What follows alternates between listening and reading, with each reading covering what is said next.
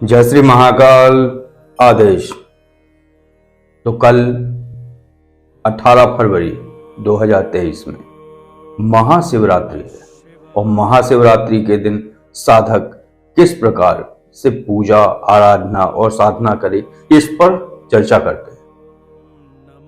तो सुबह ब्रह्म मुहूर्त में जागकर साधक, क्योंकि भगवान शिव की साधना और आराधना करने पर किसी भी व्यक्ति के, चाहे वो गृहस्थ हो, साधारण हो या साधक हो या सिद्ध हो, सबको ही फल मिलता है। और जो गृहस्थ व्यक्ति हैं उनके जीवन में आ रही तमाम समस्याएं, और समस्याएं इसलिए आती हैं क्योंकि प्रारब्ध, जो कर्म फल हैं वो घटित ही होते हैं।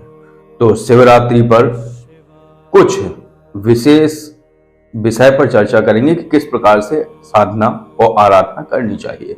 वैसे तो भगवान शिव की, बाबा महादेव की साधना करने में कोई भी समस्या नहीं आती। आप किसी प्रकार भी करिए, भाव को भाव अनख आलस हो, नाम जपत मंगल दिशि दशा हो।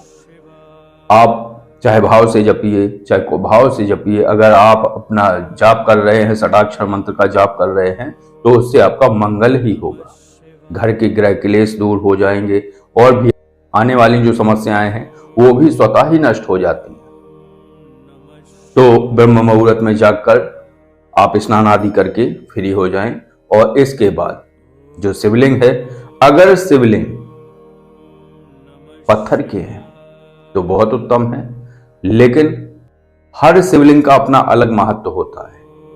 तो कोई भी शिवलिंग हो, जो जिनकी भी आप पूजा करते हो, घर में विराजित किए हों, उनको विराजित करिए और विराजित करने के बाद उनका अभिषेक करिए। सबसे पहले शिवलिंग पर गंगा जल अर्पित करें, गंगा जल से स्नान कराएं, और गंगा जल से स्नान कराने के बाद इसके बाद आप दूध से स्नान कराएं। दूध का स्नान कराने के बाद आप घृत से स्नान कराएं, और इसके बाद शहद से स्नान कराएं। तो और घी और शहद के जब आप अर्पित कर दें तब मर्दन करें। इसके बाद उन्हें शुद्ध जल से स्नान कराएं। स्नान कराने के बाद कुमकुम, तिलक, रोली, चंदन आदि से उनका तिलक करें, और तिलक करने के बाद पुष्प अर्पित करें। अगर धतूरे का पुष्प हो अति उत्तम है, बाकी आप कोई भी पुष्प उन्हें अर्पित कर सकते हैं। और इस प्रकार उन्हें विराजित करने के बाद, और ये सारी प्रक्रिया में आप षडाक्षर मंत्र का जाप करते रहें, और षडाक्षर मंत्र का जाप करते रहें। इसके बाद जो है आप घी का दीपक जागृत करें, और घी का दीपक जागृत करने के बाद सुगंधित अगरबत्तियों का प्रयोग भी आप कर सकते हैं, वो लगा दें। और लगाने के बाद हाथ जोड़ें। हाथ जोड़ने के बाद रुद्राष्टक का आप पाठ करें, और रुद्राष्टक का आप जितना भी हो सके 11, 21 इतना कर लीजिए। इसके बाद शुक्राचार्य जी कृत स्तोत्र है, ओम नमस्ते देवेशाय सुरासुर नमस्कृताय भूत भव्य महादेवा हृत पिंगल लोचनाय बलाय बुद्धि रूपणे व्याघ्र वशना छिदाय अरण्य त्रैलोक प्रवेश्वराय हराय हरिनेत्राय। इस प्रकार काफी बड़ा है वो। तो इसका पाठ करें 11-21 बार। इसके बाद आप उन्हें फल और मिष्ठान आदि, जो मिठाई है, वो आप अर्पित कर सकते हैं। उनका ध्यान करते हुए उन्हें प्रसाद लगाएं। भगवान शिव के साथ माता गौरी की भी पूजा करें। गणपति और खड़ानंद महाराज और नंदी बाबा, इस प्रकार सभी का पूजन करने के बाद, और फिर आप अपना पाठ शुरू कर सकते हैं, जाप शुरू कर सकते हैं, आराधना शुरू कर सकते हैं। तो जो भी आप मंत्र जाप करना चाहें वो आप कर सकते हैं। षडाक्षर मंत्र भी आप जाप कर सकते हैं। नहीं तो पिछली बार 2022 में शिवरात्रि थी, उस समय मैंने एक मंत्र दिया था, वो मंत्र अमोघ अद्वितीय है। उस मंत्र का भी आप जाप कर सकते हैं। वो मंत्र है ओम हुम नमः शिवाय। इस मंत्र का आप 108 माला जाप करिए। अब क्या होता है, क्यों करना चाहिए? जिनके आध्यात्मिक मार्ग अवरुद्ध हो रहे हैं, उन्हें तांत्रोक्त मार्ग में जाना है, या वैदिक मार्ग में जाना है, या आध्यात्मिक मार्ग में जाना है, ये सभी मार्ग उनके अवरुद्ध हो गए हैं।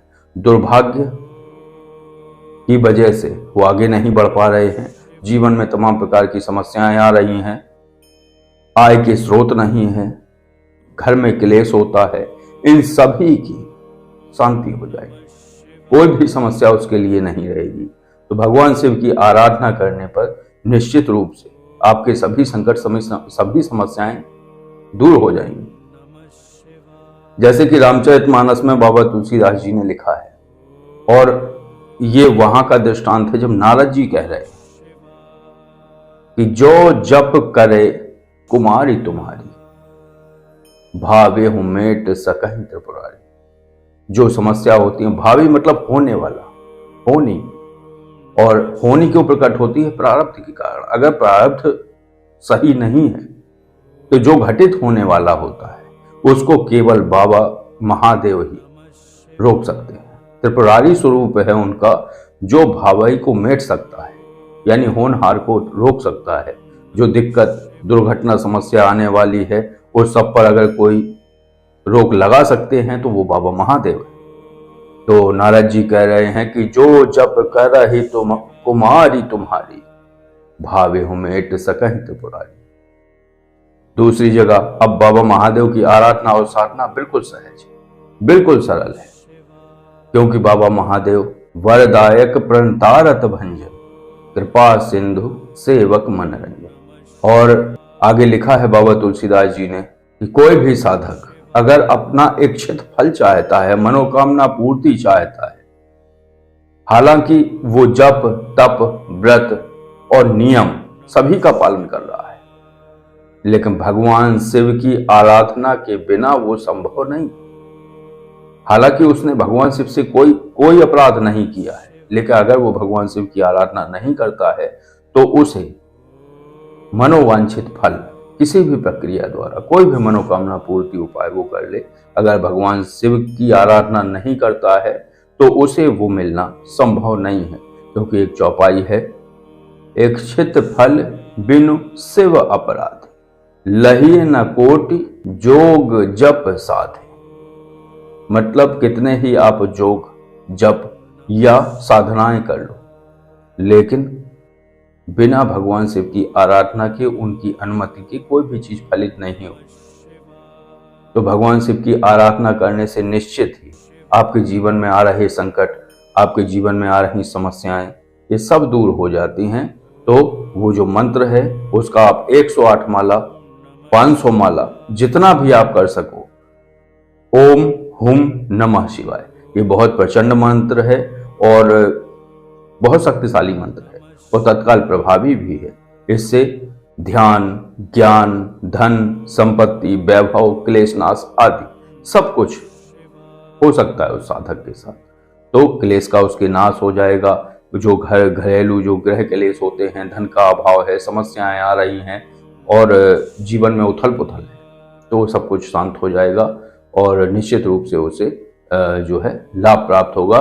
क्योंकि ये जो शिवरात्रि पर्व है ये पूरे वर्ष में एक बार आता है। व्रत रखना चाहें आप व्रत रखें, हालांकि ध्यान रखिए भगवान शिव को केतकी के फूल, तुलसी पत्र और नारियल बिल्कुल मत अर्पित करिए उनको। ये जो है चीजें नहीं अर्पित करनी होती हैं।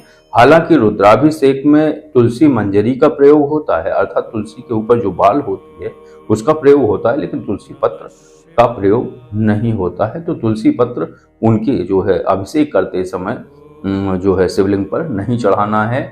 नारियल बिल्कुल नहीं चढ़ाना है, नारियल के पानी से अभिषेक बिल्कुल नहीं करना है और केतकी के फूल भी नहीं चढ़ाने हैं। ये 3 चीजें विशेष ध्यान रखिए कि ये भगवान शिव को नहीं अर्पित करनी है, क्योंकि इससे भगवान शिव नाराज हो सकते हैं। वैसे तो वो भोले हैं, वो बिल्कुल अपने भक्तों से नाराज नहीं होते हैं, लेकिन ये नहीं करना है। शिवलिंग पर बेलपत्र, धतूरे के फूल, धतूरे का फल आदि अर्पित करें। तो बस इस प्रकार आप साधना और आराधना करिए शिवरात्रि पर, और इस साधना से आपको विशेष लाभ होगा और इस साधना को पूर्ण करिए। आज की जो चर्चा थी उसको विराम देते हैं। आदेश। जय श्री महाकाल।